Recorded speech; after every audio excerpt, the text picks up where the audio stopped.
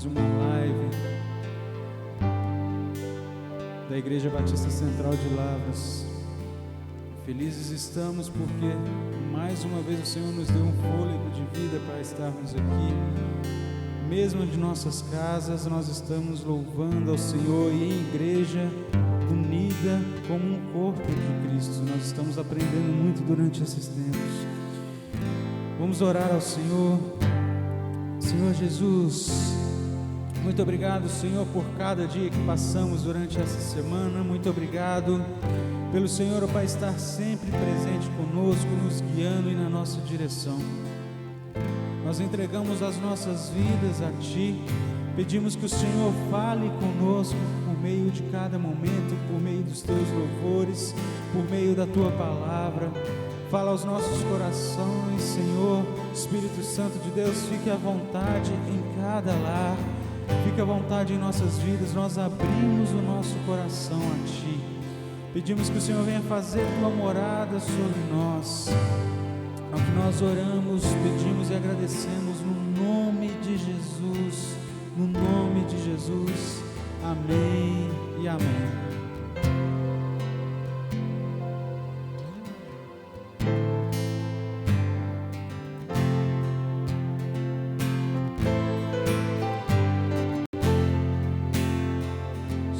Toda a terra, apenas o nosso Deus.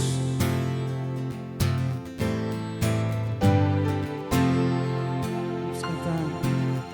Sobre toda a terra Tu és o Rei, sobre as montanhas e o pôr do sol. Uma coisa só, meu desejo é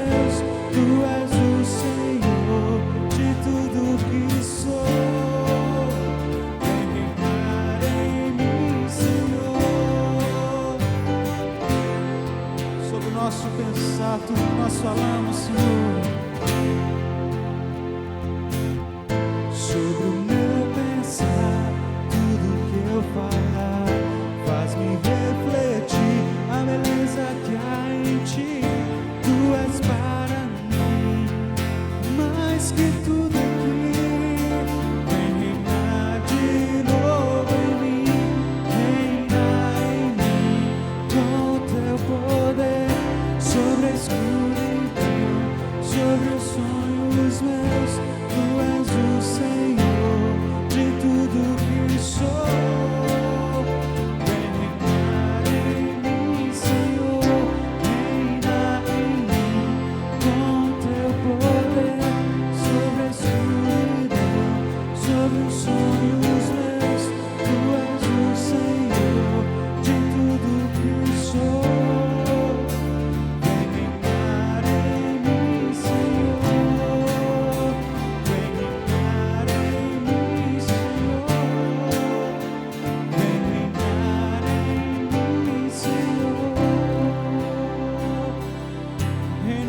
Senhor, sobre nós, reina sobre a nossa casa, reina sobre, Senhor, ó Pai, o nosso trabalho, sobre cada momento que nós temos durante o nosso dia, durante a nossa semana.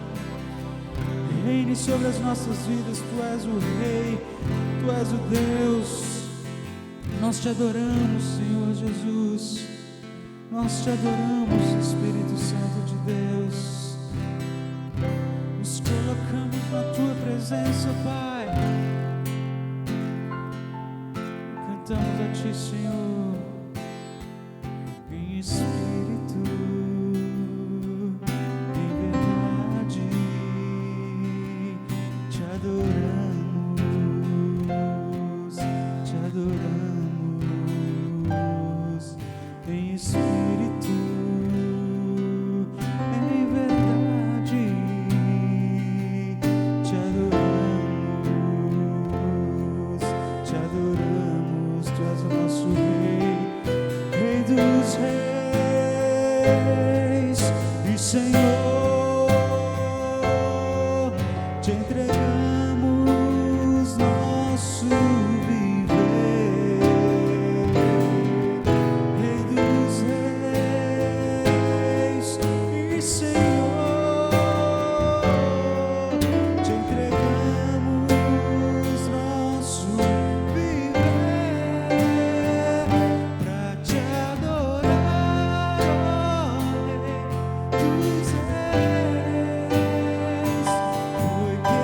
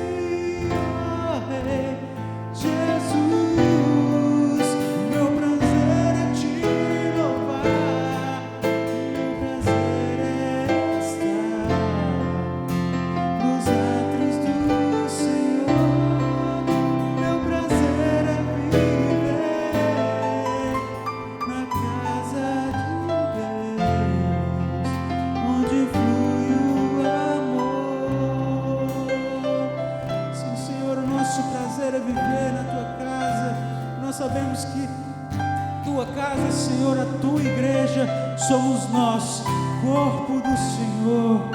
Onde nós estamos, Senhor, ó Pai, ali a Tua presença se faz presente e nós entregamos, ó Pai, o nosso louvor a Ti.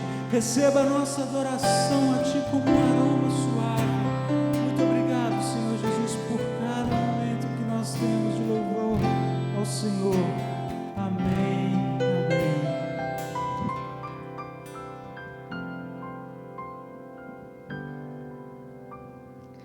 Amém, glória a Deus.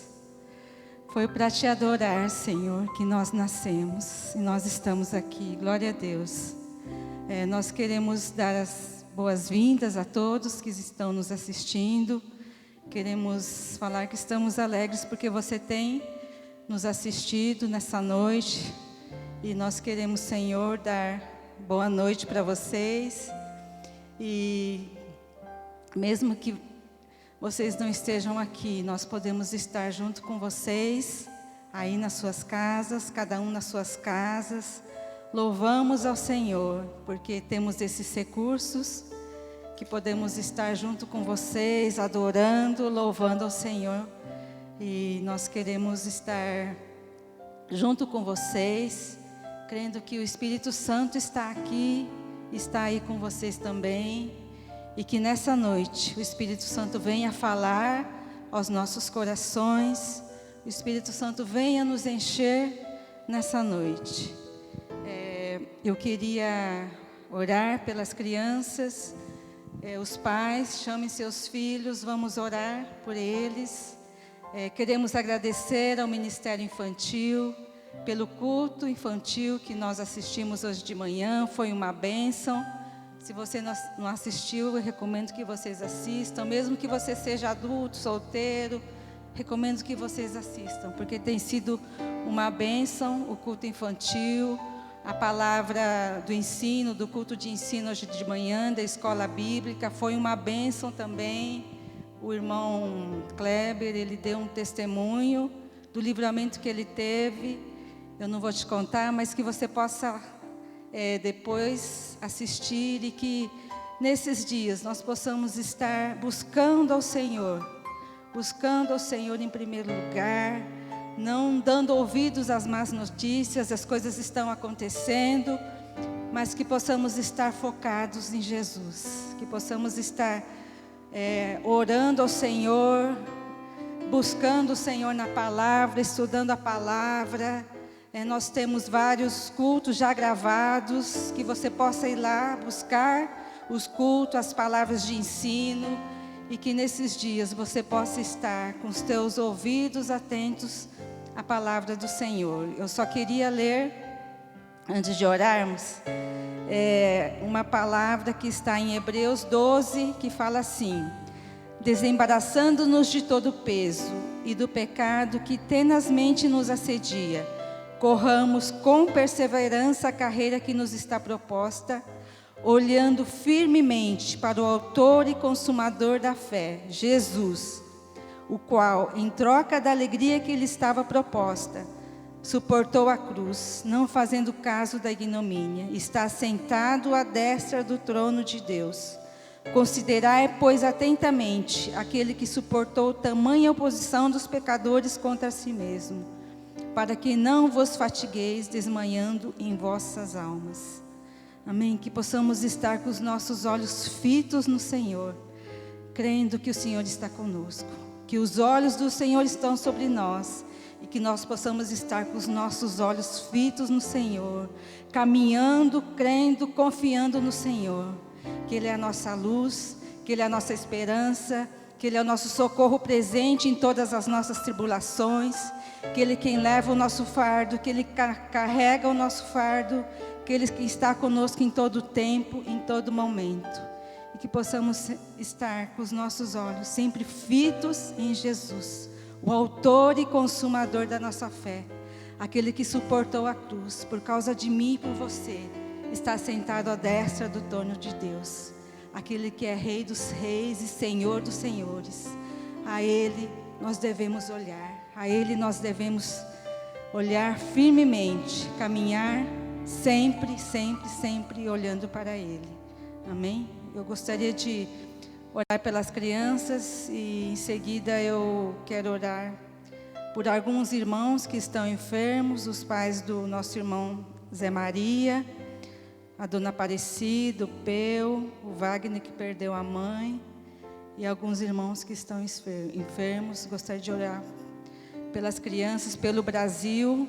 Eu queria que você estivesse conosco agora, juntos queremos orar. Pai, nós queremos te agradecer, Pai, porque o Senhor está conosco. O Senhor é o Deus que nós precisamos, nós necessitamos, que nos ama, que nos livra de todo mal. Pai, nós queremos te agradecer, Pai, pela tua igreja, Senhor, porque podemos juntos, Senhor, orar ao Senhor, podemos juntos clamar ao Senhor, podemos juntos, Senhor, Pai, estarmos, Senhor, ajudando um ao outro.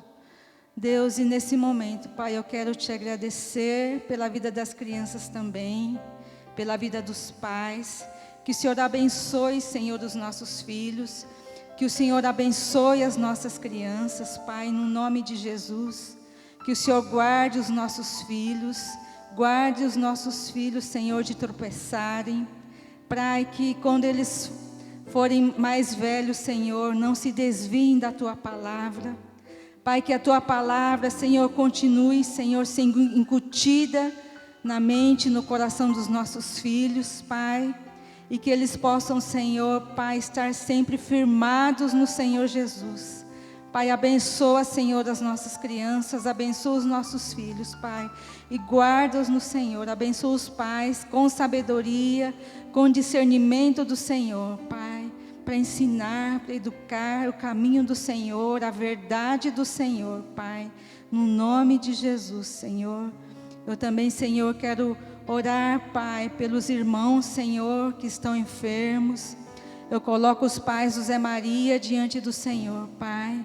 Eles, Senhor, que estão distantes dele, mas que o Senhor esteja ali, Pai, visitando o Senhor naquele leito, Senhor, de hospital, livrando o Senhor desse coronavírus, em nome de Jesus.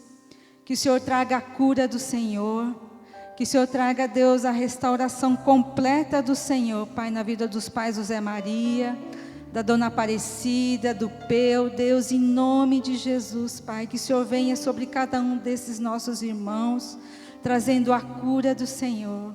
Jesus, que já levou sobre si todas as nossas enfermidades, coloque esses irmãos na cruz do Senhor, para que o Senhor leve todas essas enfermidades, no nome de Jesus. Pai, que o Senhor venha, Senhor, sobre cada um dos irmãos que estão doentes, que estão enfermos, que o Senhor traga a cura completa do Senhor, que o Senhor traga, Deus, o favor do Senhor. Pai, em nome de Jesus, que o Senhor venha, Senhor, Pai, nos leitos de hospitais, Pai, aqui em Lavras, Senhor, Pai, daqueles que estão enfermos, Senhor, aqueles que estão com coronavírus, Pai, em nome de Jesus, que o Senhor traga a cura do Senhor, Pai, no nome de Jesus, Pai, nós clamamos, Senhor, pela nossa nação, pelo nosso país, o Brasil, Pai, que o Senhor venha sobre a nossa nação, que o Senhor venha abençoar a nossa nação, que o Senhor venha, Deus, sobre nós, Pai, sobre o nosso presidente, sobre todas as autoridades, Pai, os ministros, os nossos governantes, Pai, que o Senhor traga, Deus, sabedoria do Senhor, Pai, sobre eles, para que possam conduzir, Senhor, a nossa nação, diante de tantas coisas, Senhor, que tem acontecido, Pai, que o Senhor traga, Senhor, Pai, a Tua mão, Senhor, sobre a nossa nação, Pai, no nome de Jesus, Senhor. Pai, que o Senhor venha nos livrar de todo mal, Pai, em nome de Jesus, Senhor. Vem, Senhor, sobre Lavras, sobre o prefeito de Lavras, sobre os vereadores. Oh, Pai, que o Senhor traga, Deus, Pai, a sabedoria do Senhor, Pai, sobre os nossos governantes, Senhor, para que possam, Senhor, governar, Pai, a nossa nação, Deus, baseado no Senhor, na Tua palavra. Pai, em nome de Jesus, vem, Senhor, sobre nós, vem, Senhor, sobre a nossa nação. Vem, Senhor, nos abençoar. Pai, abençoa, Senhor, toda a igreja. Pai, cada irmão, cada irmã que está, Senhor, agora conosco, nos assistindo. Que o Senhor venha, Senhor, sobre cada lar, cada casa, cada família. Deus abençoando. Pai, guardando a cada um, livrando de todo mal, Pai. Ó Deus, que o Senhor fortaleça, Senhor, a fé de cada um dos meus irmãos. Pai, que o Senhor multiplique as forças, Senhor, daquele que não tem nenhum vigor. Pai, que o Senhor dê força, Senhor, àqueles que estão cansados. Que o Senhor Deus fortaleça, Senhor, a cada um dos meus irmãos. Pai, no nome de Jesus, Senhor. Pai, em nome de Jesus, Senhor, que possamos, Senhor, passar por esse tempo, Senhor. Ó Deus, vitoriosos no Senhor, confiando no Senhor, Pai. Com nossos olhos fitos no Senhor, Pai. Ó Pai, em nome de Jesus, que o Senhor venha, Senhor, abençoar-nos nessa noite. Que Teu Espírito Santo venha falar aos nossos corações.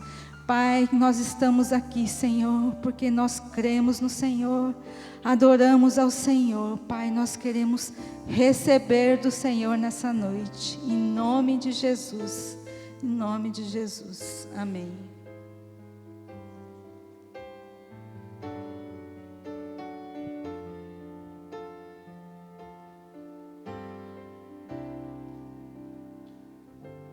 Aleluia, glória a Deus. Deixa eu aproveitar que a minha esposa está aqui. Gostaria de orar por ela, porque ontem foi o aniversário dela, né? Gostaria que vocês também estendessem as suas mãos e abençoassem a pastora Ruth, que tem sido uma bênção em nossas vidas, na minha vida, na vida da nossa família, na igreja. Vamos orar, né? Agradecendo. Senhor, muito obrigado, Pai, pela pastora Ruth. Obrigado, Senhor, pelo aniversário dela. Obrigado porque o Senhor tem falado ao seu coração. Obrigado porque o Senhor tem ministrado ao seu coração, Pai. Obrigado pela bênção que ela é através da vida dela em nossos corações, Senhor. Muito obrigado. O Senhor venha encher cada dia mais de alegria, de paz, de revelação do Espírito Santo do Senhor, revelação da Tua palavra, revelação daquilo que o Senhor é, Pai. Obrigado, Senhor, porque o Teu Espírito Santo se move no coração dela de forma sobrenatural. Que o Senhor possa pegá-la pelas Tuas mãos e conduzi-la no bom caminho do Senhor. Nós agradecemos, abençoamos e Te pedimos que o Senhor continue a estar com ela, em nome de Jesus. Amém. Amém. Obrigada. Eu quero agradecer aos irmãos que me felicitaram ontem, encheu meu coração de muita alegria. Alguns me mandaram no privado, até recebi um bolo virtual, mas eu quero agradecer e me sentir muito amada pela igreja, pelos meus familiares. Agradeço a Deus, agradeço Deus pelo meu esposo Joel, pela minha família. Que Deus nos abençoe. Aleluias. É um prazer muito grande estarmos na presença de Deus como igreja. É bom saber sempre quando nós nos achegamos aqui. É sempre bom sabermos que o nosso Deus não é um Deus limitado a quatro paredes, não é um Deus limitado aos nossos templos, e não é um Deus limitado a esse tempo que se chama horas, mas sim é um Deus ilimitado. Ele faz a sua obra, independente do tempo, da distância, independente se nós estamos reunidos na igreja, no templo ou não, Deus continua fazendo as obras dele. Então, isso é maravilhoso de saber, e é esse Deus que nós estamos louvando, é esse Deus que nós estamos adorando. Gostaria de orar e abençoar as nossas finanças. Gostaria de orar pelas pessoas que estão temerosas com relação às suas finanças, o que vai acontecer. Gostaria de trazer a bênção do Senhor sobre a sua vida financeira. Continue sendo fiel ao Senhor, continue clamando ao Senhor, continue confiando na palavra de Deus. Mesmo nesses momentos de tantas incertezas, mesmo nesses momentos de tantas angústias, o Senhor é um Deus poderoso, é um Deus que não mudou, é um Deus que é o mesmo ontem, hoje e será eternamente. É um Deus que continua sendo Deus. Então vamos confiar nesse Deus, vamos continuar confiando nesse Deus, sabendo que é Ele quem nos sustenta pelas suas mãos. Então vamos orar ao Senhor, pedindo para que Ele nos abençoe, nos guarde, nos leve sempre no bom caminho dEle. Vamos orar pedindo ao Senhor que Ele traga a restauração das nossas finanças, que Ele nos guarde financeiramente também. Senhor, nós oramos ao Senhor, Pai, com toda a nossa fé, sabendo que o Senhor é o nosso Deus, é um Deus de ontem, de hoje e é eternamente, e o será eternamente. E não são as circunstâncias que nós estamos enxergando que vai mudar a essência do Senhor. Não são as circunstâncias que nós estamos enfrentando que vai mudar o seu coração.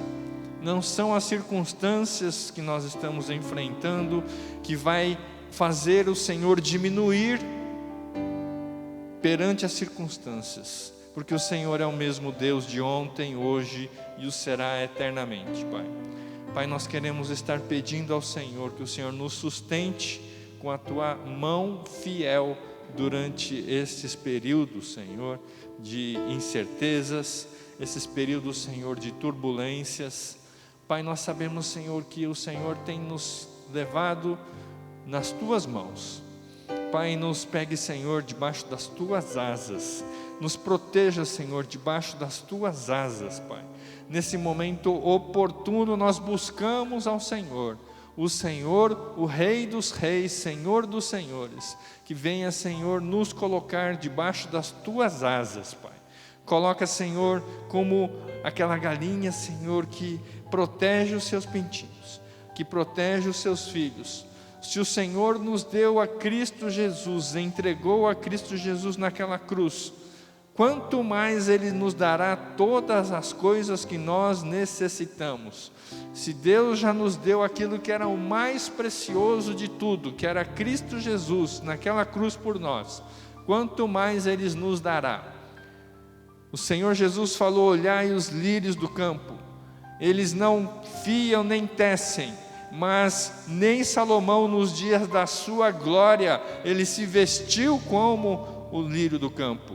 Olhai os passarinhos que voam, eles não trabalham, eles não ajuntam a sua comida nos celeiros, mas Deus os sustenta todos os dias.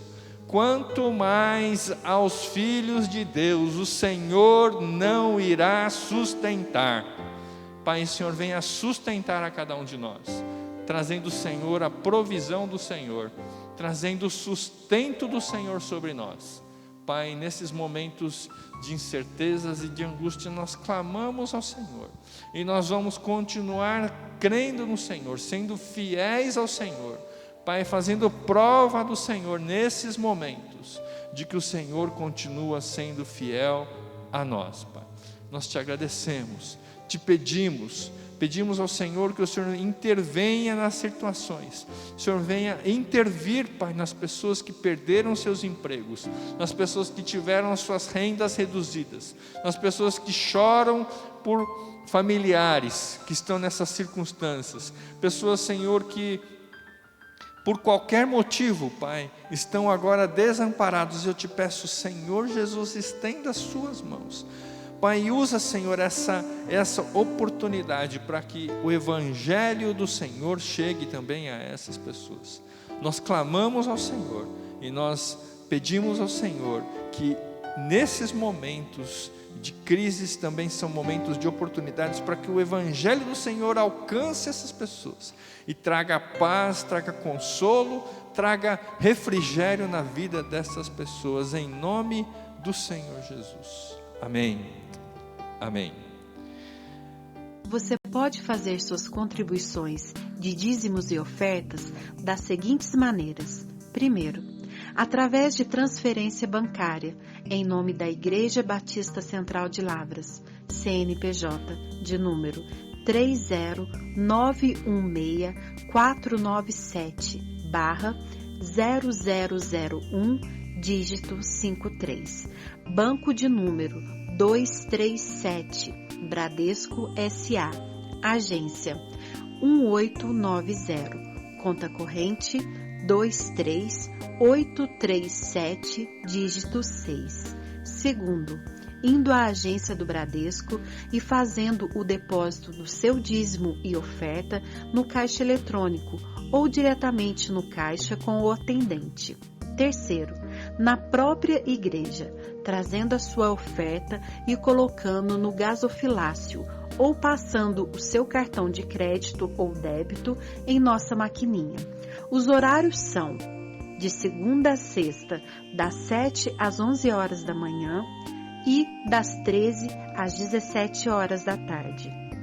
Quarto, usando o PagSeguro, entrando em nosso site www.ibclavras.org e clicando no menu Contribua e depois Aplis, onde você achará o link do PagSeguro. Ou então, ligue ou mande um WhatsApp para a Secretaria da Igreja no número 359-9250-4533, que buscaremos em sua casa. Aleluia. Hoje gostaria de compartilhar aos irmãos, junto com os irmãos, um tema chamado o Deus de Gerações. Já tem um tempo que eu venho meditando sobre essa questão do nosso Deus ser um Deus de gerações, da importância de nós alargarmos a nossa mente em relação a essa questão, não apenas pontual agora, mas estarmos vendo o nosso Deus como um Deus que vai além daquilo que a gente consegue enxergar, um Deus de gerações, um Deus que transcende gerações e tempos e épocas. E eu gostaria de compartilhar com os irmãos, pensando um pouco mais sobre isso. Então o tema é o Deus de gerações, e o texto fica em Josué 22, no versículos 10 até o 34, mas agora eu só gostaria de ler o versículo 34, que fala assim, Josué 22, 34, ele fala assim: os filhos de Ruben e os filhos de Gade chamaram o altar de testemunho, porque disseram, é um testemunho entre nós de que o Senhor é Deus. Amém. Depois eu vou voltar a esse texto para nós entendermos o que aconteceu, mas eu vejo que nós temos que alargar as nossas mentes e a nossa visão em relação ao Deus, não apenas pontualmente agora, durante essa nossa breve existência, mas eu acredito que nós temos que alargar a nossa visão mais para frente ainda, olhar como Deus olha a linha da história. Gostaria de compartilhar com os irmãos que nós devemos estar tendo os nossos olhos um pouco mais abertos, a nossa mente um pouco mais aberta em relação a como Deus nos enxerga, como Deus nos vê a salvação, como Deus vê a continuidade dessa salvação em Cristo Jesus, e de nós estarmos passando essa salvação para as gerações futuras, aos nossos filhos, aos nossos jovens, às nossas filhas, e também essa questão de quando nós falamos que a grande comissão de Deus foi nos dado para que nós pudéssemos gerar discípulos. Esses discípulos são os nossos filhos, tanto naturais quanto espirituais. Então, nós temos que ter essa visão um pouco mais alargada sobre os Deus de gerações. Eu acredito que nesse tempo de muita incerteza que nós estamos vivendo agora, o nosso coração, ele é atacado de todas as formas diferentes, por vários motivos, né? Hoje nós estamos vendo a crise do coronavírus, o medo da crise econômica. Nós estamos vendo no Brasil agora a demissão de vários ministros, ministro da saúde, ministro da justiça, e cada vez mais nós estamos vendo disputas polarizadas, acirradas entre as pessoas comuns estão se degladiando entre si. Se uma pessoa é do partido A, outra pessoa é do partido B, eles começam a brigar entre si, né? E estão se polarizando essas posições, gerando ódio entre as pessoas. Eu vejo que nós devemos ter uma âncora e uma base, um porto seguro, para que nós não sejamos levados a todo tipo de pensamentos, de notícias e de situações que nos levam a esse tipo de incertezas e medos. Nós temos que ter ancorado em nosso coração, nós temos que colocar o nosso coração numa rocha firme, numa âncora firme, para que a gente não tenha as nossas emoções abaladas de um lado para o outro, dependendo das situações e das notícias que nos vierem a nos atacar. E eu vejo que cada vez mais daqui para frente, como diz em Mateus 24, nos tempos finais, Jesus fala que isso ainda vai piorar, né? Então, meus irmãos, a má notícia é de que as coisas ainda vão ir ainda piores daqui para frente. Se nós estamos achando hoje que a situação já está insuportável, a má notícia é que o negócio ainda vai piorar ainda mais, porque em Mateus 24 ele fala que nos finais dos tempos o amor de muitos iriam esfriar, que haveria ódio entre as pessoas, pais iriam trair os filhos e os filhos iriam trair os pais, e que seríamos perseguidos por causa do nome de Jesus. Mas a notícia que sobrepõe todas elas, é de que nós temos a nossa única esperança no Deus vivo e imutável, que está acima dessas notícias, acima dessas circunstâncias. A boa notícia é de que esse Deus é o mesmo ontem, hoje e será eternamente. E a boa notícia é que nós podemos ancorar o nosso coração nessa boa notícia. É que nós podemos ancorar o nosso coração nesse Deus. Vai vir tempestade, vai vir notícias que nós vamos ficar boquiabertos e falar: não acredito que isso está acontecendo, não consigo entender que poderia chegar até nesse ponto. Mas a boa notícia é de que se nós estivermos ancorados os nossos corações nesse Deus único, verdadeiro e imutável, não importa que tipo de situações virão a nos suceder, nós estaremos ancorados nesse Deus imutável. Essa é a boa notícia. E eu vejo que nós devemos estar trazendo à memória essa boa notícia. Esse Deus, né, que é imutável, nós devemos trazer isso, nós devemos também trazer isso e ancorar isso no coração dos nossos filhos, das nossas filhas, das nossas futuras gerações. Eu acredito que nós devemos criar essa base sólida em nossas gerações futuras, para que eles também não sejam abalados por causa dessas circunstâncias que virão daqui para frente, para que esse tipo de circunstâncias, esse tipo de notícias, nós estejamos blindados os nossos corações através da salvação de Cristo.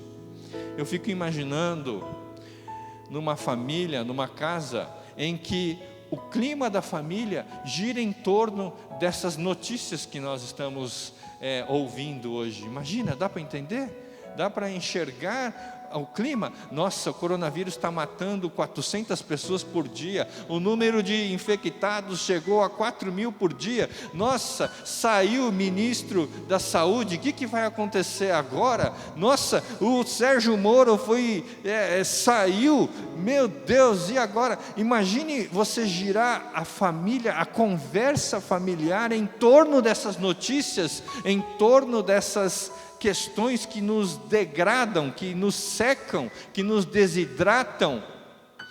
Eu acredito ainda que devam ter muitas famílias cristãs que hoje vivem em conversa desse nível, meus irmãos, dentro de casa, falando em coisas que não trazem esperança, mas nos desidratam e nos levam de um lado para o outro.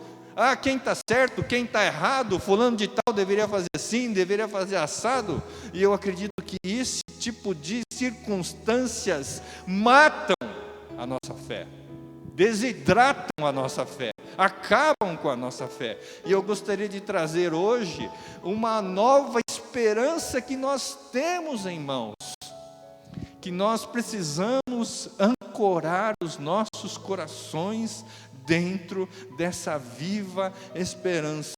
Nós temos que trazer à memória aquilo que nos traz esperança, meus irmãos. Vamos mudar a nossa forma de falar, vamos mudar a nossa forma de pensar, vamos mudar a nossa forma de enxergar as situações através de uma nova lente, a lente de Cristo. E é isso que eu gostaria de falar hoje. Eu gostaria de trazer esse texto de Josué 22, do versículo 10 até o 34, em que naquele momento, naquele tempo, o povo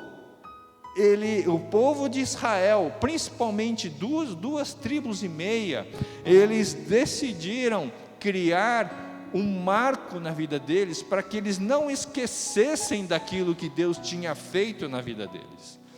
Então vamos ler, só fazendo um contexto sobre como estava de onde vem esse texto. Esse texto, ele vem quando o povo de Israel foi liberto do Egito através de Moisés, e Moisés os levou, esse povo, mais de 2 milhões de pessoas durante o deserto, durante 40 anos no deserto.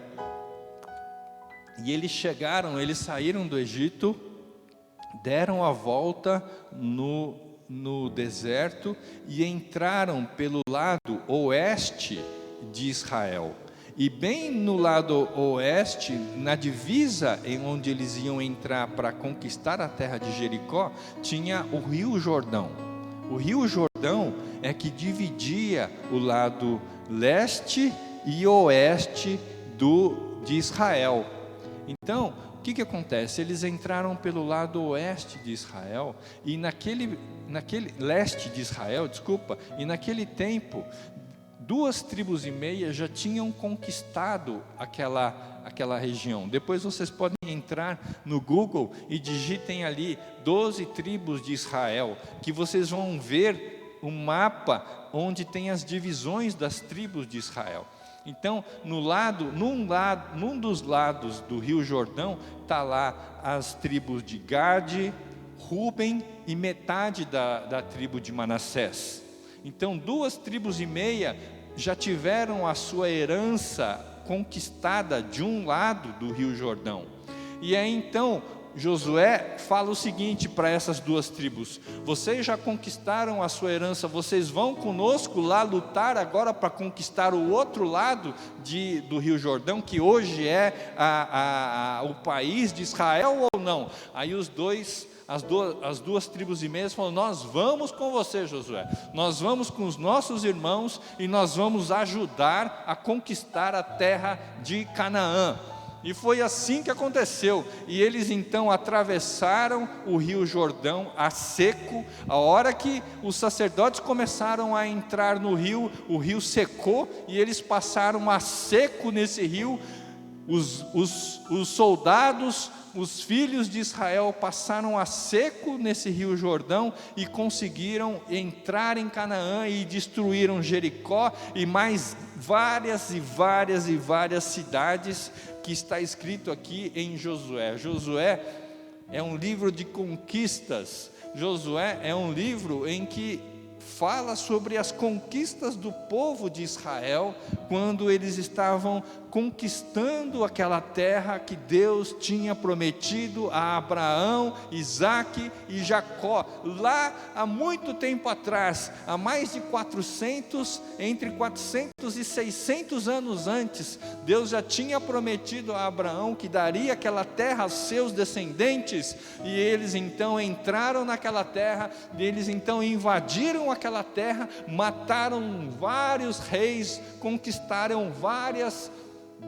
terras, e vocês vão poder ver isso. Digitem no Google novamente, eu falo 12 tribos de Israel, e vê lá no mapa, na imagem, que vocês vão poder enxergar o mapa, aí a divisão das tribos de Israel que se dividiram, que conquistaram a terra por herança. E foi isso o que aconteceu. E depois que então as 12 tribos foram divididas em herança, depois então que essas 12 tribos tiveram as suas conquistas concluídas, e Deus, através em Josué 21, 43 a 45, ele fala que Deus cumpriu todas as suas promessas. Nenhuma das boas palavras que o Senhor falou à casa de Israel deixou de se cumprir. Tudo se cumpriu. A palavra de Deus fala que tudo aquilo que Deus tinha falado aos seus antepassados se cumpriram. Então as 2,5 tribos de Israel agora falam o seguinte: eu vou retornar à minha terra, eu vou passar o rio Jordão de novo para o outro lado do rio Jordão, porque eu vou morar na terra em que nós já tínhamos conquistados antes. Eu vou voltar para a minha terra, porque os nossos parentes, as nossas mulheres, os nossos filhos ficaram lá. Então eu vou voltar para lá. E então nós chegamos então em Josué capítulo 22, e antes dessas 2,5 tribos retornarem para o outro lado do Jordão, que é o lado em que ficaram as 2,5 tribos de Ruben, Gade e metade da tribo de Manassés, eles começaram agora a fazer eles ergueram um altar junto do rio Jordão ali, mas do lado das 9,5 tribos. Eles construíram um altar ali no rio, à beira do rio, à margem do rio Jordão, antes de atravessar de novo para a terra deles. Eles construíram ali um altar, e é isso que nós vamos ler agora, no versículo 10, no Josué 22, versículo 10, começa falando assim: vindo eles para os limites pegados ao Jordão, na terra de Canaã, ou seja, na terra onde eles conquistaram a maioria das terras, ali os filhos de Ruben, os filhos de Gade e meia tribo de Manassés edificaram um altar junto ao Jordão, altar grande e vistoso. Olha só, a hora que eu comecei a ler esse texto, eu falei: que coisa engraçada, que tipo de altar é esse que eles estão começando a construir no lado do rio Jordão, do lado da terra de Canaã, dos 9,5 tribos conquistados? Então os filhos de Israel, ou seja, as 9,5 tribos, ouviram dizer: eis que os filhos de Ruben, os filhos de Gade e a meia tribo de Manassés edificaram um altar defronte da terra de Canaã, nos limites pegado ao Jordão, do lado dos filhos de Israel. Então eles falaram assim: olha, aquele povo lá, as 2,5 tribos, está fazendo um negócio esquisito. Eles estão montando um altar ali na beira do Rio Jordão, e é um altar grande. Então, 12, ouvindo isso, os filhos de Israel, ajuntou-se toda a congregação dos filhos de Israel em Siló, para saírem a peleja contra ele. Então, todos eles, as 9,5 tribos, assim, vamos lá lutar contra eles, porque eles estão fazendo ali. No versículo 13, aos filhos de Rubens, aos filhos de Gade, meia tribo de Manassés, enviaram os filhos de Israel para a terra de Gileade, Finéias, filho de Eliezer, o sacerdote. O Eliezer era o filho de Arão, né, que era agora sacerdote. Então o filho de o Finéias era o neto de Arão. Ele era filho, vem Arão, sacerdote, que é o irmão de Moisés, depois vem Eliezer e depois vem Finéias. Então Finéias foi junto com as 9,5 tribos e 10 príncipes, versículo 14, com ele, de cada casa paterna, um príncipe de todas as tribos de Israel, e cada um era o cabeça da casa de seus pais entre os grupos de milhares de Israel. Então, indo eles aos filhos de Ruben, aos filhos de Gade e a meia tribo de Manassés, que são as tribos que ficaram do outro lado do rio, que eles estavam agora retornando e construíram esse altar, falaram dizendo: assim diz toda a congregação do Senhor, que infidelidade é esta que cometeste contra o Deus de Israel, deixando hoje de seguir o Senhor, edificando-vos um altar para rebelardes contra o Senhor? Acaso não nos bastou a iniquidade de Peor, que até hoje não estamos ainda purificados, posto que houve praga na congregação do Senhor? Então, eles começaram a dizer: que infidelidade é essa que vocês estão montando esse altar à margem do Rio Jordão? Será que vocês não viram que esse Peor aqui, que é uma pessoa que ele começou a se rebelar contra, é uma família que começou a se casar com outras tribos e trazer os deuses dele para Israel, e aí veio uma praga de Deus e matou 24 mil pessoas em Israel. Isso está escrito em Números 22, está escrito em Números 25, 1-9, e ele falou: vocês ainda não estão lembrados disso não, que aconteceu isso, que morreu, trouxe praga por a gente, por essa família ter abandonado a Deus? Se hoje vos rebelais contra o Senhor, amanhã se irá contra toda a congregação de Israel. Versículo 18 ele fala. Versículo 19, se a terra da vossa herança é imunda, ou seja, se vocês acham que aquelas 2,5 tribos que ficaram do outro lado do Jordão é uma terra imunda, então passa para esse lado, venha todo mundo para esse lado do Jordão, onde nós conquistamos as terras aqui de Canaã, e venha para cá e tomai posse entre nós. Não rebeleis, porém, contra o Senhor, não vos rebeleis contra nós, edificando-vos um altar afora, edificando-vos altar afora o altar do Senhor nosso Deus, porque na verdade o altar do Senhor estava junto com o tabernáculo. O tabernáculo que era o altar de Deus, e o altar de Deus não estava ao lado do Rio Jordão, ele estava mais dentro lá da terra. Então ele fala: por que vocês estão levantando um outro altar? Por um acaso vocês querem fazer um outro altar de sacrifício para vocês adorarem a outro Deus? E no versículo 20 ainda continua falando: não cometeu Acã, filho de Zera, infidelidade no tocante às coisas condenadas? Esse Acã, ele conquistou as terras e trouxe, ele pegou para si despojos proibidos, e isso fez com que a ira do Senhor se voltasse contra Israel, e aí Israel perdeu uma batalha que seria insignificante, que era conquistar a cidade de Ai. Eles chegaram lá e saíram perdidos, derrotados. Eles nunca iriam imaginar que eles iriam perder essa batalha, mas ele fala, o povo de Israel está lembrando: vocês não viram o que aconteceu com a ira de Deus? E não veio a ira sobre toda a congregação de Israel, pois aquele homem não morreu sozinho na sua iniquidade. Morreram muitas pessoas nessa batalha.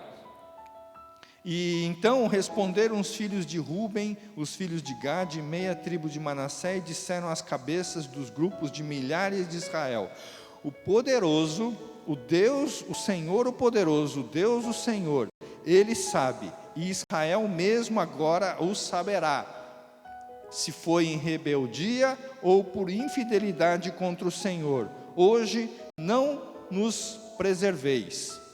Se edificamos altar para nos apartarmos do Senhor, ou para sobre ele oferecermos holocaustos e oferta de manjares, ou sobre ele fazermos oferta pacífica, o Senhor mesmo de nós o demande. Ou seja, então esses filhos da tribo de Gade, da tribo de Ruben e da meia tribo de Manassés disse o seguinte: não, espera um pouquinho, ouve o que a gente tem a dizer. Não foi por causa da rebeldia, ou por causa da infidelidade, ou porque nós queremos queimar outros tipos de oferta a qualquer um dos deuses que nós estamos levantando esse altar. Não é por causa disso não, espere um pouquinho, né? Deus sabe o nosso coração, e agora nós vamos abrir o coração também a vocês, e vocês vão saber por que nós estamos levantando esse altar.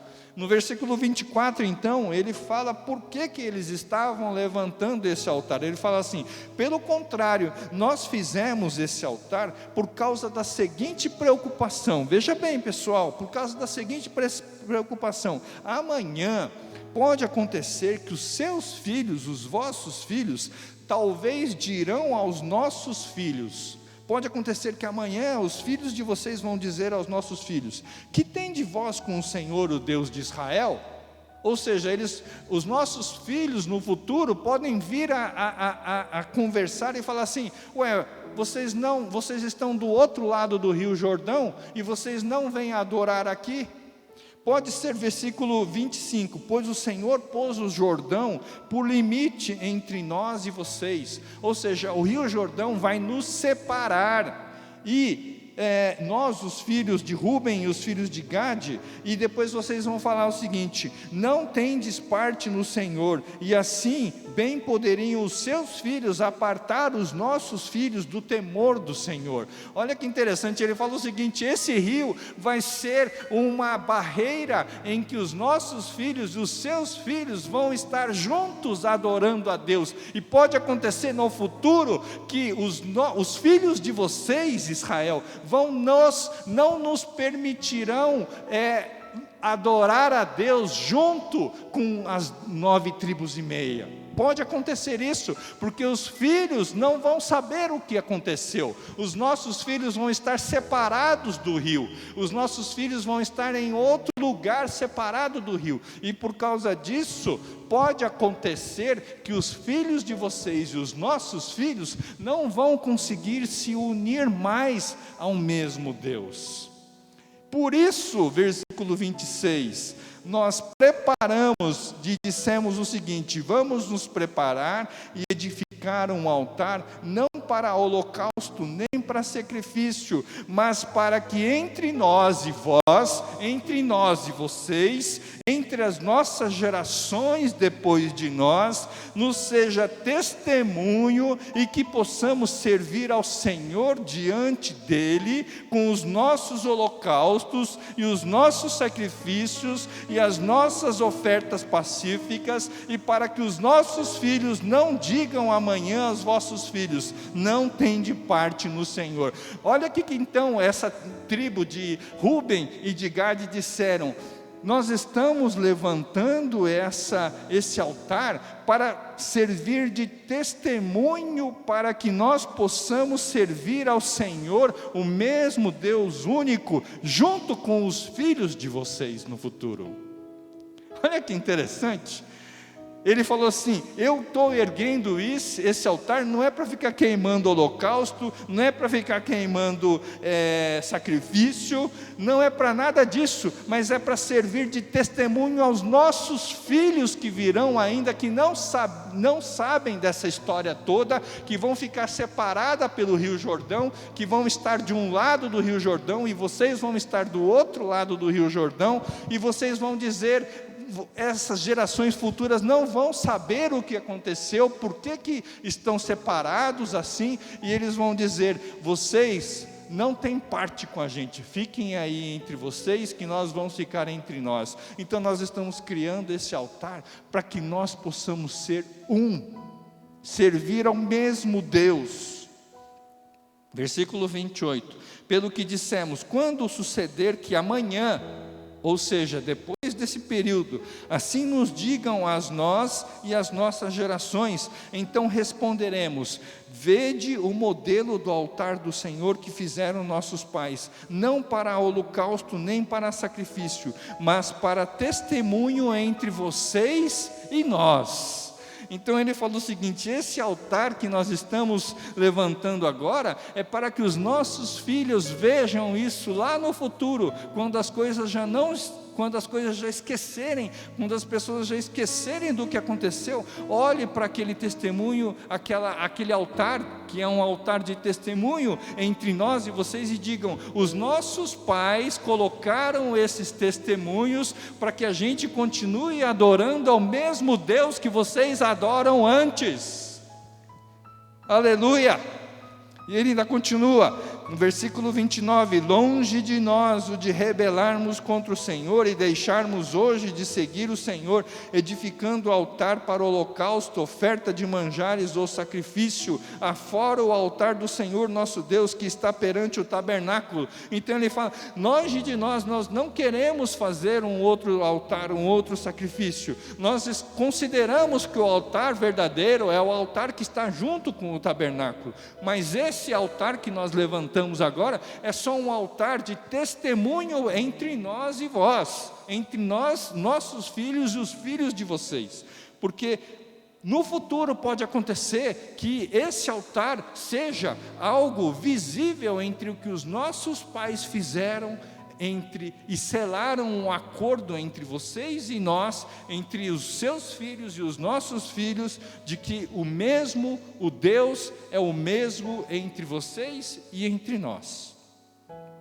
Então no versículo 30, ele fala assim, que ouvindo Finéias, o filho do sacerdote Eliezer, que era o neto de Arão, e os príncipes da congregação, e os cabeças dos grupos de milhares de Israel que estavam com ele, as palavras que disseram os filhos de Ruben, e os filhos de Gade, e os filhos de Manassés, deram-se por satisfeitos. Ou seja, eles então entenderam qual que era o coração dessas 2,5 tribos, e disse que não era criar um outro altar alternativo para um outro Deus, mas era um altar de testemunho entre a separação das 9,5 tribos, as 2,5 tribos, falando que o Deus é o mesmo Deus. Então disse Finéias, filho de Eliezer, o sacerdote, aos filhos de Ruben, aos filhos de Gade e aos filhos de Manassés: hoje sabemos que o Senhor está no meio de nós, porquanto não cometestes infidelidade contra o Senhor. Agora livraste os filhos de Israel da mão do Senhor. Ou seja, eles estavam imaginando que os filhos de Gade, os filhos de Ruben e a metade dos filhos de Manassés estavam criando outro altar para o outro Deus. Mas agora eles explicaram, eles falaram: não é para isso. E aí Finéias falou: entendi, estou em paz. Finéias, versículo 32, filho do sacerdote Eliezer, e os príncipes, deixando os filhos de Ruben e os filhos de Gade, voltaram da terra de Gileade para a terra de Canaã, aos filhos de Israel, e então falaram de tudo isso que aconteceu. E com esta resposta, deram-se por satisfeitos os filhos de Israel, os quais bendisseram a Deus, e não falaram mais em subir para pelejar contra eles, para destruírem a terra em que habitavam os filhos de Ruben e os filhos de Gade. Ou seja, as 9,5 tribos estavam dispostos a matar os seus irmãos, matar os seus parentes, filhos de Ruben e filhos de Gade. Estava disposto, porque eles queriam eliminar qualquer tipo de fonte de infidelidade contra Deus. Então, versículo 34, então os filhos de Ruben e os filhos de Gade chamaram o altar de testemunho, vocês podem ler aí que o testemunho está com T maiúsculo, ou seja, o testemunho. Esse altar é o altar de testemunho, é um testemunho entre nós e vocês, de que o Senhor é Deus, de que o Senhor é Deus. Que história magnífica, que história sensacional é essa, que história bonita é essa que aconteceu em Israel. E eu fiquei pensando, meu Deus, eu preciso aprender desse texto alguma coisa. Que coisa que eu preciso aprender? O que o Senhor está querendo nos dizer através desse texto? É interessante que os pais dos filhos, os pais da tribo de Ruben, de Gade e metade da tribo de Manassés, se preocuparam com o que iria acontecer depois.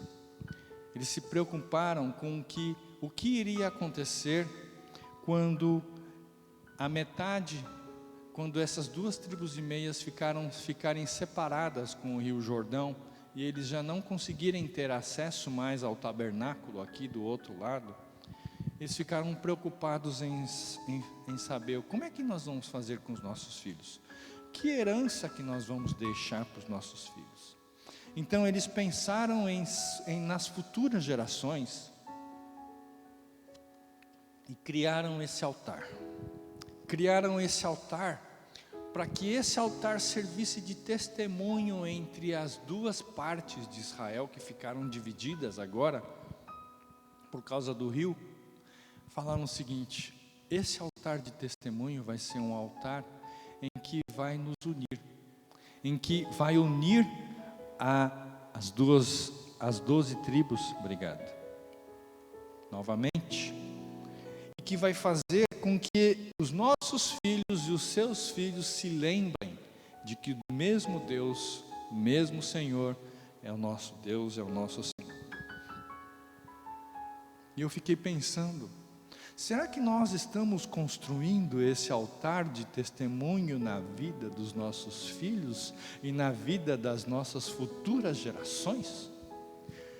Uma coisa que eu fiquei pensando, será que assim como esses pais das tribos de Ruben, de Gade e a metade de Manassés construíram esse altar de testemunho, não um altar de um Deus, um outro Deus, não um altar de infidelidade, não um altar, um outro Deus que não seja esse Deus vivo e verdadeiro, mas será que nós estamos construindo esse altar no coração dos nossos filhos, para que quando nós não estivermos mais junto com os nossos filhos possam olhar para esse altar e dizer: os nossos pais construíram esse altar dentro de nós, para que quando a gente visse esse altar, a gente lembre do testemunho de que o Deus é o único Deus, é o único Deus vivo e verdadeiro, e nós não teremos outro Deus além desse Deus que Ele nos passou. Eu fico pensando, será que nós estamos construindo esse altar, esse marco firme em nossos corações e nos corações dos nossos filhos, esse marco visível, esse marco em que os filhos, nossos filhos, as nossas futuras gerações não se esqueçam dos feitos de Deus e lembrem que Deus é o Deus vivo e verdadeiro, e que nós deveríamos estar ancorado o nosso coração nele. Será que nós estamos levantando esse marco, levantando esse altar, colocando essa âncora? Eu pergunto isso porque, como eu disse antes, as coisas, quando as circunstâncias começarem a piorar, ou quando nós nos enfrentarmos perante as várias circunstâncias difíceis, cada vez piores, que vão acontecer daqui para frente, e se nós não estivermos mais junto com os nossos filhos, e os nossos filhos estiverem sozinhos, nós não estivermos mais com eles, Será que eles vão lembrar dos nossos ensinamentos e dos nossos marcos firmes? E eles vão continuar a dizer: nossos pais falaram para a gente não ser abalado por causa das circunstâncias. O nosso pai nos ensinou e deixou um marco dentro de nós, não falando dessas circunstâncias que vão e vêm, que nos atribulam, que roubam a nossa paz, que nos desidratam, que tira a água de nós, não em relação a isso, mas um marco firme dizendo: o Senhor continua sendo Deus, independente das coisas que acontecerem. Ele continua sendo Deus. Vamos continuar a adorar a Deus, independente das circunstâncias. Será que esse altar, será que esse marco, nós estamos colocando isso firmemente no coração dos nossos filhos, dos nossos jovens, das nossas famílias e do nosso coração? Será que nós estamos firmando esse altar de forma tão clara e visível, de tal forma que a gente olhe para esse marco e digamos: continuamos a servir o nosso Deus único e verdadeiro, independente das circunstâncias que acontecerem?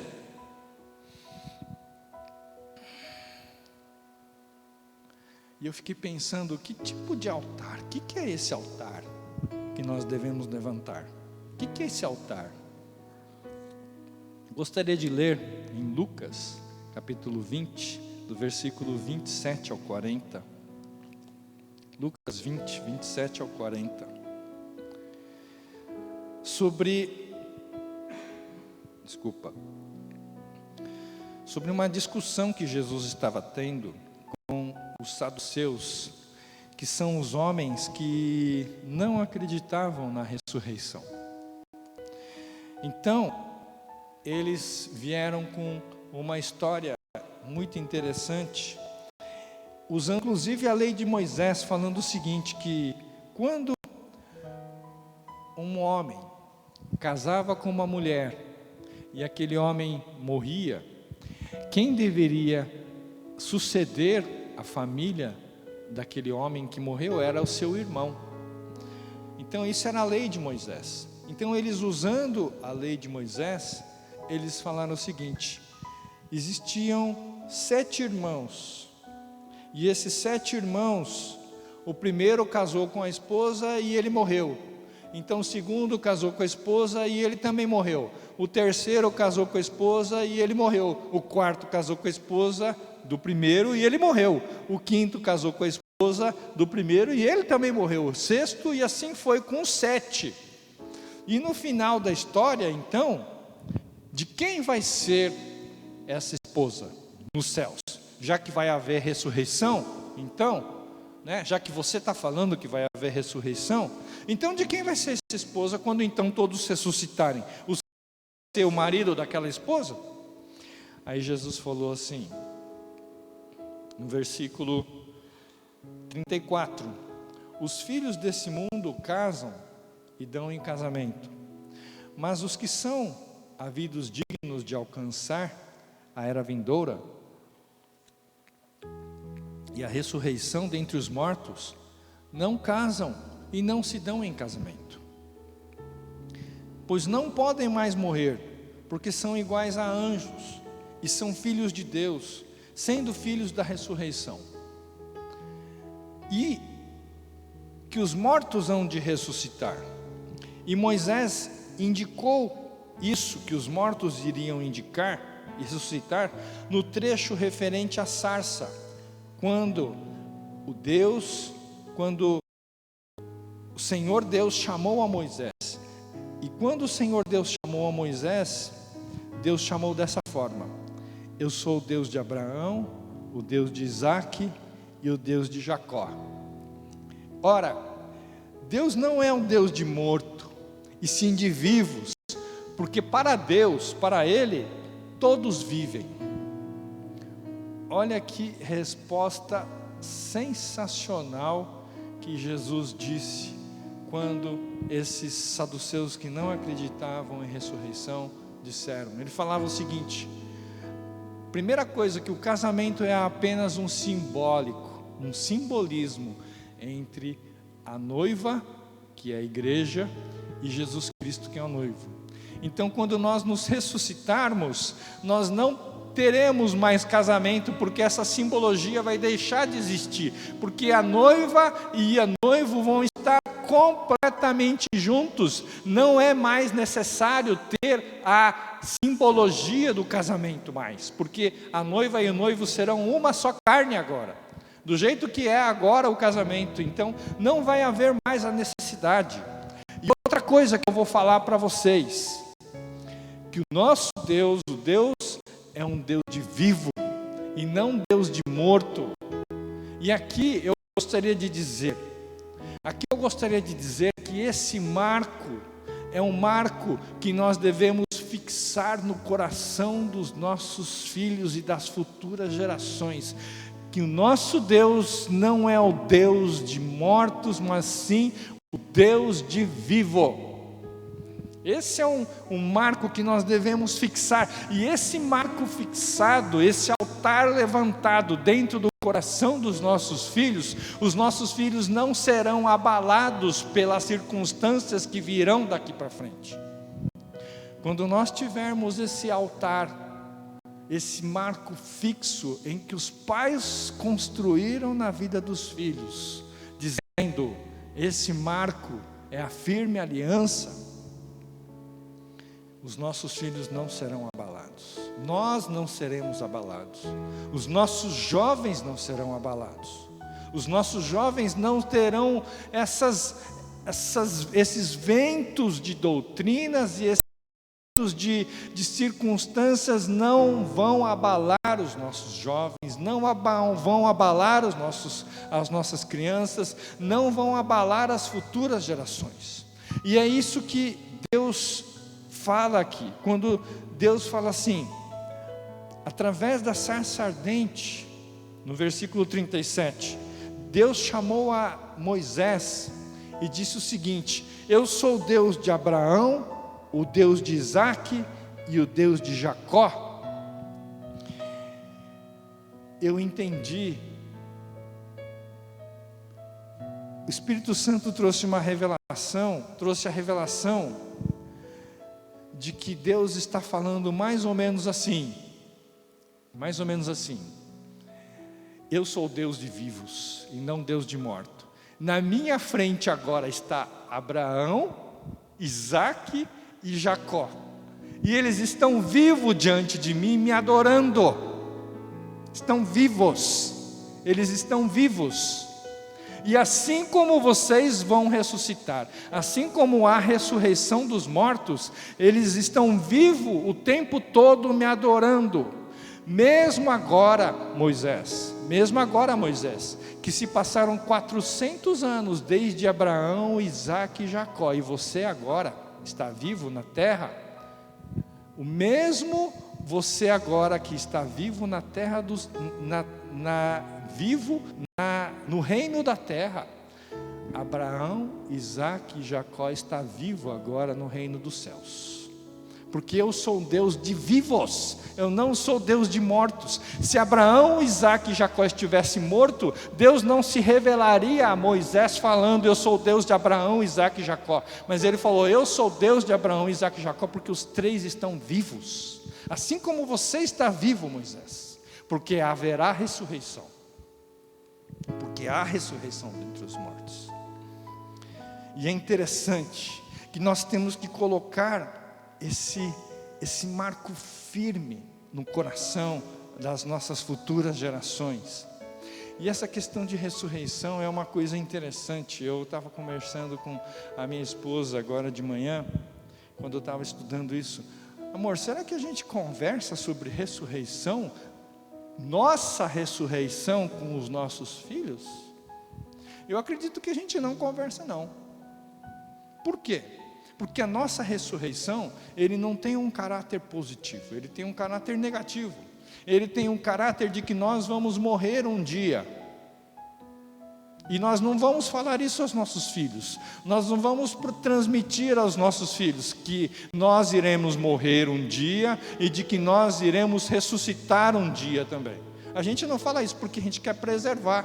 A gente fala de ressurreição só quando as pessoas morrem, Quando as pessoas estão lá no velório, a gente fala, puxa, mas ele morreu em Jesus, então ele vai ressuscitar, glória a Deus que ele vai ressuscitar. Mas a gente não fala isso dentro de casa, a gente não coloca esse marco na vida deles, o tempo todo dizendo, nós vamos ressuscitar, nós vamos ressuscitar, nós não vamos continuar mortos, nós vamos ressuscitar, nós vamos ter a vida eterna.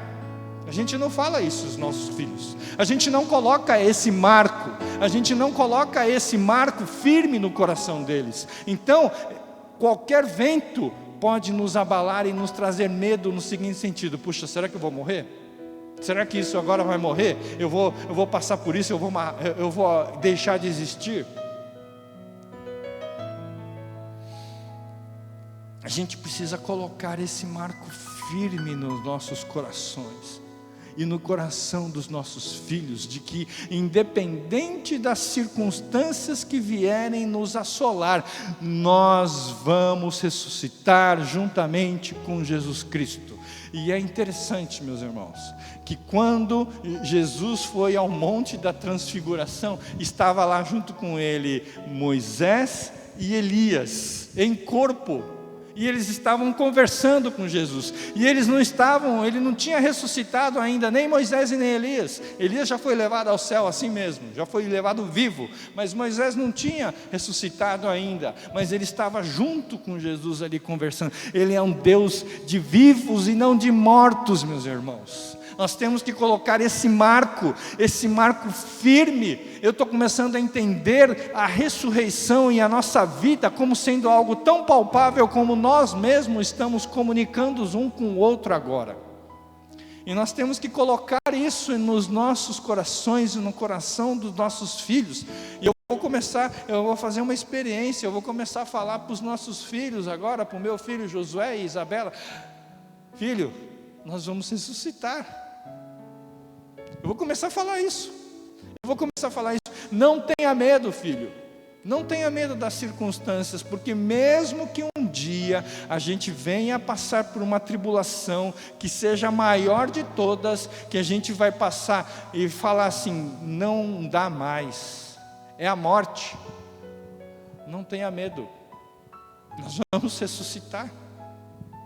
Nosso Deus é um Deus mesmo de ontem, hoje e será eternamente. Por isso não tenha medo, filho. Eu quero colocar esse marco, eu quero colocar esse altar firmemente dentro do seu coração, para que quando vierem os dias maus, esse marco esteja dentro do seu coração. Eu vou começar a fazer essa experiência. Eu quero começar a fazer essa experiência, eu quero começar a colocar esse marco dentro do coração das nossas futuras gerações.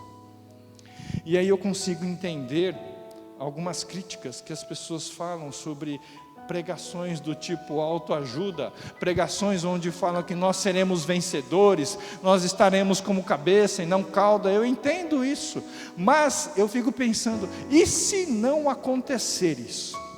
E se não acontecer, vocês acham que existe a possibilidade disso não acontecer, de não termos sucesso? O que vocês acham? Existe essa possibilidade? Eu acredito que existe. Eu acredito que nem todas as pessoas vão experimentar essa pregação de sucesso que nós estamos acostumados a ouvir até agora. E aí então essas pessoas que não conseguiram alcançar esse sucesso vão falar, puxa, será que o meu Deus é igual ao Deus que essas pessoas que têm sucesso estão falando? Será que o meu Deus é diferente? Será que o meu Deus é diferente desses que estão falando que tem sucesso, que sempre vão de vento em popa? Será que é o mesmo Deus? Nós temos que colocar o marco certo no coração das nossas futuras gerações. Nós temos que colocar o marco certo nas gerações que virão.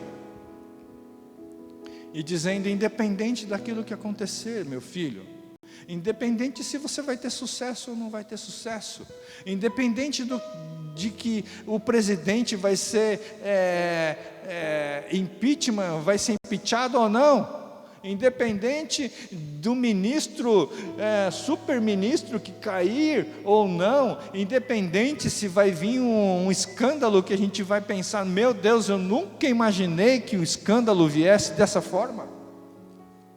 Independente se eles vão nos prender, vão nos matar, vão nos colocar em jaulas, eles vão perseguir, porque é isso que vai começar a acontecer com os cristãos, vai haver perseguições. Independente de tudo isso, meu filho, o marco o Deus continua sendo Deus desde ontem, hoje o será para sempre, e isso é o Deus de vivos. Ainda que morramos, Deus vai continuar sendo Deus de vivo e não Deus de morto. A nossa carne pode ser que venhamos a morrer, pode acontecer que não vamos ter sucesso, pode acontecer que nós vamos estar atribulados, mas o seu coração, o nosso coração precisa estar blindado, dizendo o seguinte: esse marco é um marco que não muda jamais, é um marco que Deus estabeleceu em nossos corações,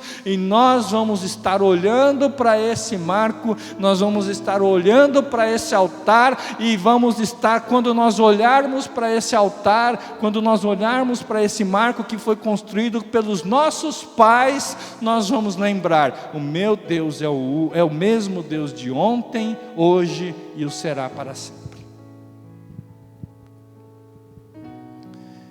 E eu fico vendo o que Paulo falou quando ele estava na prisão, e ele falou: eu sei o que é viver na riqueza, eu sei o que é viver na abundância. Na época que ele perseguia os cristãos, ele era o bambambam. Na época que ele perseguia os cristãos, ele era adorado pelos outros, ele era reverenciado pelos outros, eles tinham prestígio perante os outros fariseus. Mas quando ele começou a inverter, a polarizar do outro lado, quando ele começou a ir para o lado dos cristãos agora, e começou a pregar Jesus, a pessoa que tinha tudo agora não tem nada, começou a ser perseguido da mesma forma com que ele perseguia os cristãos. Mas o marco estava estabelecido dentro do coração de Paulo. E Paulo falou: eu sei o que é viver em abundância, em pobreza. Eu sei o que é viver em saúde e na doença. Eu sei o que é viver em liberdade e em prisão. Para mim o marco não mudou. Para mim o marco continua sendo o mesmo. Continua sendo o mesmo. A minha fé está inabalável. Não abalou 1 milímetro. Eu considero todas essas coisas que eu tinha como lixo. Eu só considero a Jesus Cristo, o único e vivo Salvador. Esse sim é o marco que não nos deixa abalar em qualquer circunstância. E eu falo isso porque eu estou repetindo isso diretamente no meu coração todos os dias. Eu falo isso porque eu falei: Deus, o Senhor deve ter uma outra história. O Senhor deve ter uma outra história diferente dessa história que nós estamos enfrentando hoje. O Senhor deve ter outra história que é diferente. Eu preciso de ter outra história. Eu preciso de ter uma outra história em que eu consiga ter a certeza de que essas coisas não vão me abalar. Eu preciso ter: eu perdi meu emprego, eu perdi minha renda, o meu filho morreu, a minha mãe morreu, fulano de tal, aconteceu isso, aconteceu aquilo. Eu preciso ter outra história, Senhor. Que história que eu preciso ter para conseguir não ficar inabalável? Eu fiquei pensando sobre isso, eu falei assim: Jesus, eu preciso de uma história que me faça ter um porto seguro. E quando eu li essa história de Israel, desse marco, eu falei: meu Deus, eu entendi. Eu entendi o que é essa história. Nós precisamos colocar esse marco firme dentro dos corações das nossas futuras gerações. Nós precisamos colocar esse marco firme. O Rio Jordão não vai nos separar mais, as circunstâncias não vai mais nos separar. Nós temos que colocar esse marco firme, firme. Quando nós tivermos esses corações, os nossos marcos firmes, e nós passarmos às nossas futuras gerações, nós vamos ter a força do sobrenatural para suportarmos as lutas, sejam elas quais forem. Hoje de manhã o irmão Kleber falou das lutas que os cristãos têm, das lutas que nós, os crentes em Cristo Jesus, confessamos a Cristo Jesus, nós temos. Ora, o sol levanta sobre todos, o mal vem sobre todos. Mas o que muda? O que vai mudar?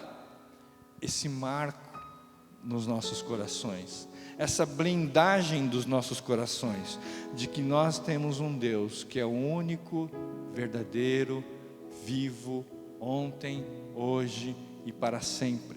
E de que se acontecer a coisa que mais nós temos medo, ainda que seja a morte, ainda que seja a destruição do nosso corpo físico, nós não seremos abalados, porque o nosso Deus é um Deus de vivos e não Deus de mortos. Ainda que nós venhamos a morrer nesse corpo vivo, assim como Deus falou, eu sou Deus de Abraão, Isaac e de Jacó, Deus vai começar a falar, eu sou Deus de Uzo, meu pai, eu sou Deus de Joel, eu sou Deus de Josué.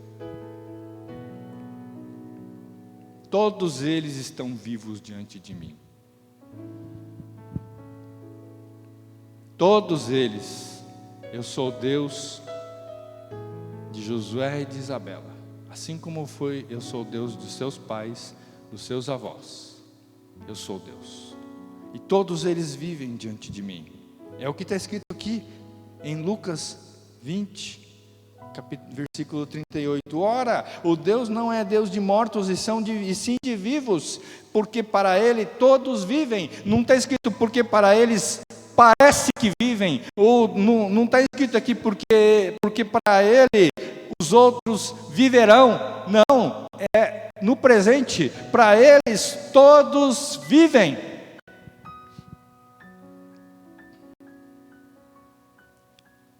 Nós temos que enxergar, alargar nossa visão, meus irmãos, minhas irmãs. Nós temos que alargar.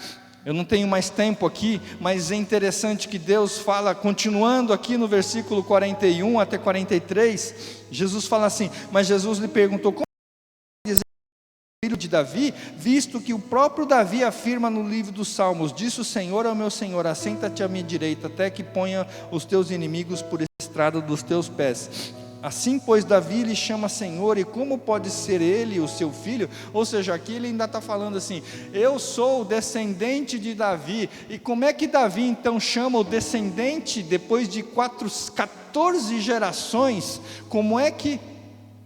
14 gerações, eu acho que é isso. Como é que Davi, naquela palavra profética que ele fala em Salmos, que ele fala, Jesus, o meu descendente é o meu Senhor, e esse Senhor está à destra do Senhor, Deus vivo, verdadeiro. Então, é uma outra história, que eu gostaria de contar um outro dia.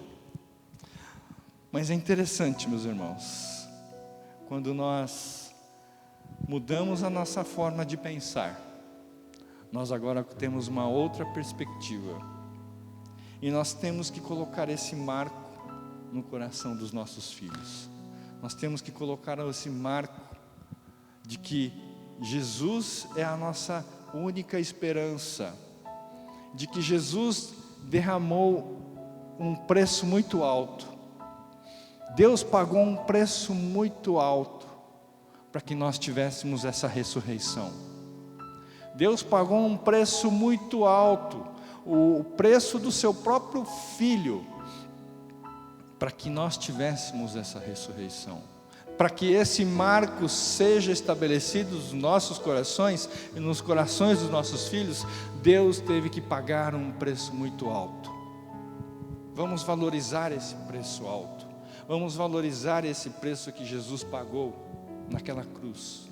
E hoje eu gostaria de convidar a você que ainda não acredita nisso, não acredita em ressurreição, que está abalado de um lado para o outro nessas notícias, você ainda que está abalado nessas várias coisas que vêm te mexer de um lado para o outro, eu gostaria de orar por você, orar com você, dizendo: existe saída para isso, existe uma forma de você ter um coração inabalável. Esse coração inabalável é crer no Senhor Jesus e ter a sua vida transformada por Ele, ter a paz do Senhor no seu coração, para que você não seja abalado de um lado para o outro. Eu gostaria de orar por você, eu gostaria que o Espírito Santo tocasse no seu coração agora, e você dissesse: eu preciso desse marco dentro da minha vida, para que eu não seja abalado através dessas várias notícias que virão, e que tem vindo, e que tem assolado a minha casa, que tem solapado a minha paz, que tem desidratado a minha saúde. Eu quero algo inabalável. Eu vou trazer para você agora: Jesus Cristo é o Senhor vivo, Ele morreu por nós naquela cruz, Ele derramou a vida dEle, para que nós pudéssemos ter vida, para que nós sejamos ressuscitados juntamente com Ele. Essa é a boa nova, meus irmãos.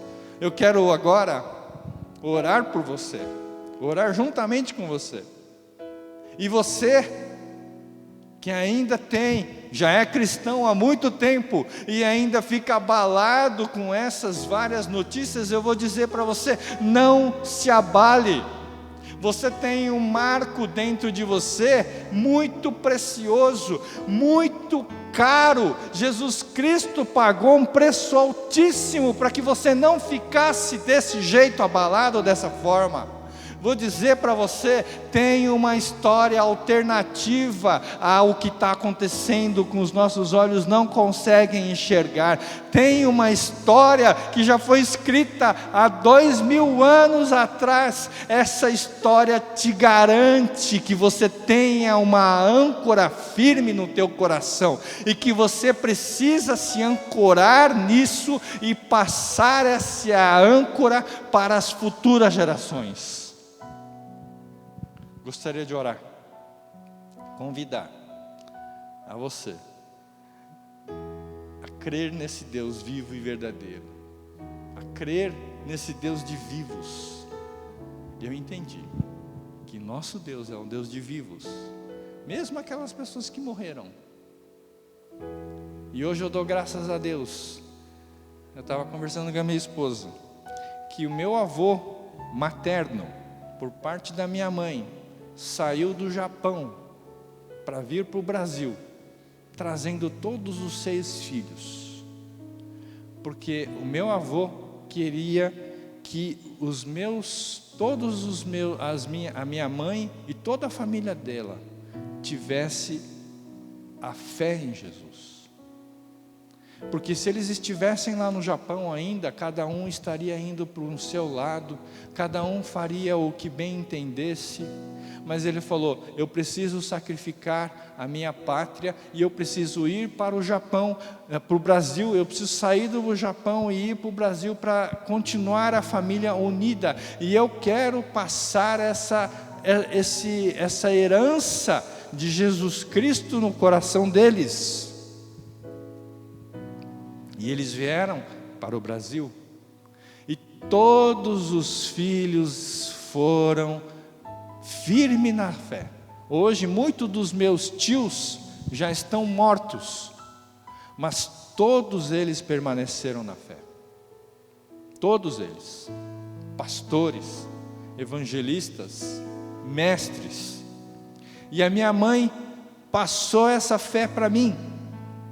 Meu pai passou essa fé para mim, e marcou e colocou esse marco no meu coração. E eu vou colocar esse marco no coração dos meus filhos, para que eles vejam que aquilo que eu plantei no coração deles é imutável, não se abala. Eu sei que tempos difíceis virão para eles, mas eu preciso colocar esse marco no coração deles. Os pais precisam colocar os marcos nos jovens. Os jovens precisam ouvir isso o tempo todo. Os jovens precisam estar firmes e não nessas pregações de sucesso que pode ou não acontecer, porque quando não vier, eles vão ficar abalados. Mas nós temos que colocar uma firme rocha, marco, altar no coração deles, de que o nosso Deus é imutável desde ontem, hoje, será para todo sempre, independente das circunstâncias que acontecerem nas nossas vidas. Nós não seremos levados por esses ventos. Gostaria de orar por você. Senhor, muito obrigado pelo Espírito Santo que nos fala tão profundamente.